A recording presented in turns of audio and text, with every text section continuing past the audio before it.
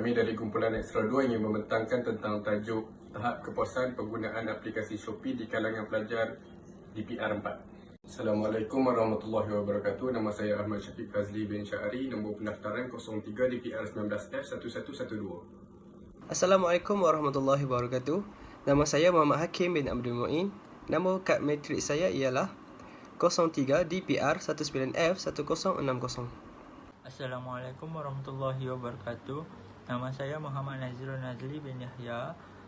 Matrik number 03 DPR 19F1062. Nama saya Nur Syazwani binti Muhammad Temezi. Nombor matrik 03 DPR 19F1061. Seterusnya, ribuan terima kasih diucapkan khususnya kepada pensyarah merangkap penyelia kami iaitu Dr. Azli bin Muhammad. Yang pertama yang akan dibentangkan adalah ringkasan eksekutif.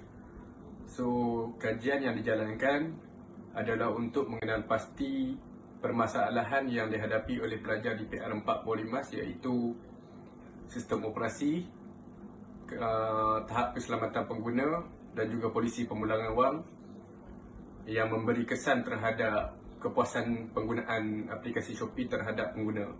Seterusnya, objektif kajian pula adalah untuk mengetahui tahap kepuasan penggunaan aplikasi Shopee di kalangan pengguna.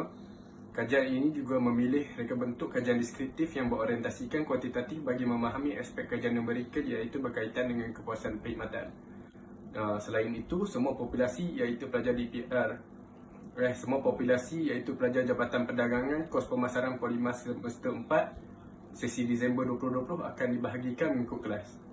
Kelas yang dinyatakan akan diperuntukkan hanya kepada 10 orang responden sahaja dengan menggunakan persempelan kuota bagi menentukan sampel kajian seramai 50 orang. Seterusnya, mengagihkan pautan borang tersebut di aplikasi WhatsApp dan Telegram. Unit analisis statistik, mean, mode, median dan peratusan digunakan untuk menganalisis dapatan kajian. Unit analisis statistik, mean, mode, median dan peratusan digunakan untuk menganalisis dapatan kajian dan kepuasan setiap pengguna aplikasi Shopee akan diukur melalui skala Likert yang akan ditanda oleh responden dalam borang soal selidik.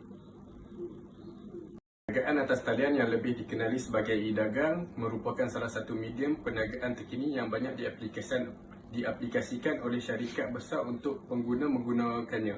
Aplikasi ini sangat memudahkan pengguna dalam membuat pembelian atas talian tanpa mengira tempat seiring dengan perubahan kehidupan manusia kini yang mementingkan masa. Objektif adalah untuk memastikan sistem operasi aplikasi berada pada tahap yang optimum, memastikan keselamatan pengguna aplikasi Shopee terjamin dan yang terakhir memastikan polisi pemulangan wang memuaskan hati pengguna. Bahagian seterusnya adalah latar belakang kajian. E-dagang merujuk kepada perdagangan atas talian bagi tujuan komunikasi dan juga transaksi. Aktiviti transaksi atas talian semakin giat digunakan atas kemajuan teknologi dan lebih memudahkan pelanggan untuk membeli belah tanpa perlu berkunjung ke premis perniagaan. Terdapat pelbagai platform e-dagang, contohnya seperti Shopee, Zalora dan juga Lazada. Penyelidikan akan membincangkan tentang tahap kepuasan pelajar Polimas terhadap penggunaan aplikasi Shopee. Objektif yang akan dikaji adalah sistem operasi, keselamatan dan juga polisi pemulangan wang. Yang seterusnya adalah penyataan masalah. Yang pertama, ketidaklancaran aplikasi, hang dan juga kelambatan notifikasi Shopee yang menurut sumber Cik Ilya Petra 17 Mac 2021.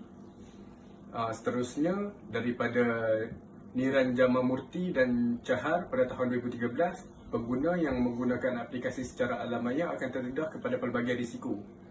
Dan yang terakhir sekali, daripada Cik Z Shida pada 8 Mac 2021, polisi pemulangan wang dari aplikasi tidak menjamin yang pelanggan akan mendapat wang mereka semula kerana perlu persetujuan daripada penjual, baru pihak Shopee dapat memberi tindakan yang lebih lanjut. Selain itu, terdapat objektif dan persoalan kajian. Objektif umum kajian adalah untuk mengetahui tahap kepuasan penggunaan aplikasi Shopee di kalangan pengguna. Sementara itu, terdapat objektif khusus. Objektif khusus pula untuk mengetahui sistem operasi terhadap tahap kepuasan aplikasi Shopee, mengetahui keselamatan penggunaan terhadap aplikasi Shopee, dan yang terakhir untuk mengetahui polisi pemulangan wang terhadap aplikasi Shopee. Seterusnya adalah persoalan kajian. Persoalan kajian yang pertama, adakah tahap sistem operasi dari aplikasi Shopee memberi kepuasan terhadap pengguna? Adakah tahap keselamatan penggunaan aplikasi Shopee memberi kepuasan terhadap pengguna? Dan yang terakhir, adakah tahap polisi pemulangan wang Shopee memberi kepuasan terhadap pengguna? Kepentingan kajian. Hasil kajian yang telah diperolehi dapat membantu memberi manfaat sedikit kepada Shopee untuk merangka strategi baru bagi meningkatkan tahap kepuasan penggunaan aplikasi, mengenal pasti sistem operasi, mengetahui tahap keselamatan pengguna dan mengetahui sejauh mana kepuasan pengguna aplikasi Shopee memberi kesan kepada pelajar DPR 4 Polimas. Seterusnya, kerangka teori. Pemboleh ubah bersandar ataupun DV ialah kepuasan pengguna. Dan pemboleh ubah bebas ataupun IV, sistem operasi, keselamatan pengguna dan polisi pemulangan wang. Hipotesis kajian. Hipotesis bagi IV yang pertama ialah HO-nya tahap sistem operasi aplikasi Shopee tinggi. H1, tahap sistem operasi aplikasi Shopee rendah.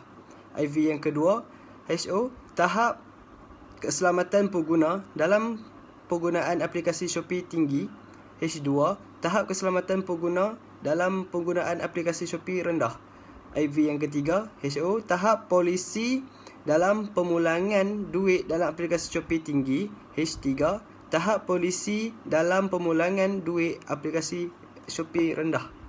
Ciri pengukur. Pengoperasian definisi bagi pemboleh ubah yang pertama iaitu kepuasan pengguna.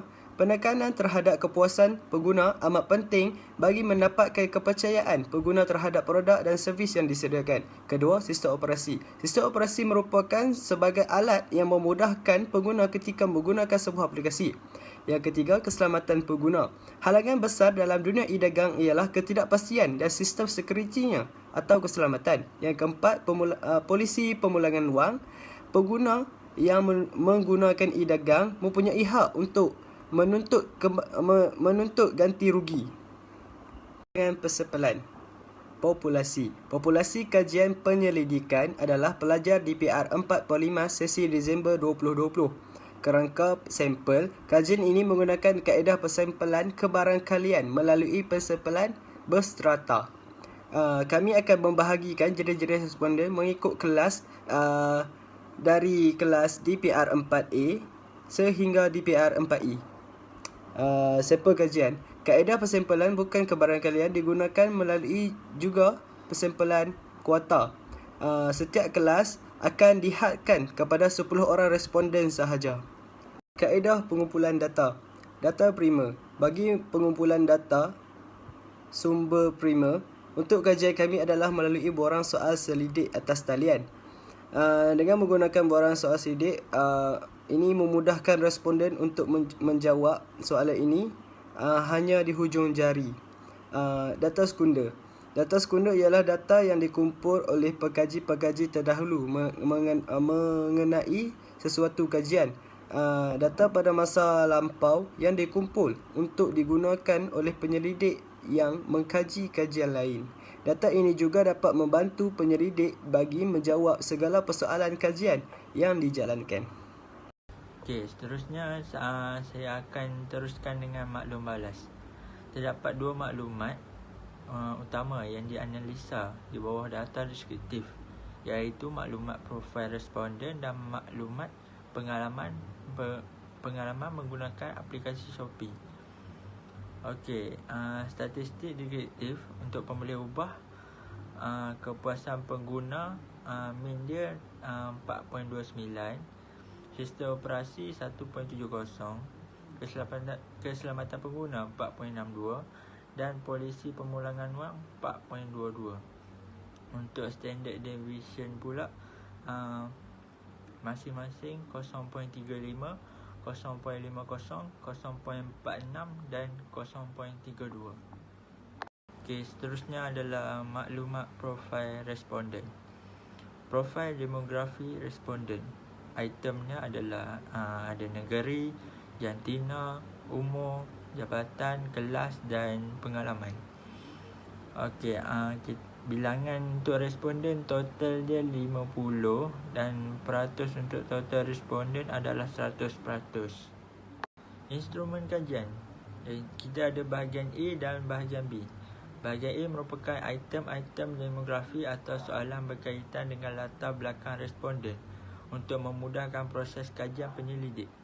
Pengkaji menggunakan pengukuran secara nominal di mana nombor yang digunakan hanya untuk menamakan orang atau objek. Bahagian B pula merupakan bahagian yang mengandungi item-item soalan yang berkaitan dengan pemboleh ubah bebas kajian. Soalan-soalan yang dibuat untuk melihat tahap kepuasan pengguna terhadap ketiga-tiga pemboleh ubah, iaitu sistem operasi, keselamatan pengguna dan polisi pemulangan wang. Pengkaji akan melihat tahap pemboleh ubah bersandar, iaitu kepuasan pelanggan. Pengkaji akan menggunakan borang soal selidik, skala Likert dan dikira secara ordinal. Okey, seterusnya adalah analisa soalan kepuasan pengguna. Okey, min keseluruhan untuk analisa soalan kepuasan pengguna adalah 4.29, iaitu berada di tahap tinggi. Seterusnya kita melihat analisa soalan sistem operasi.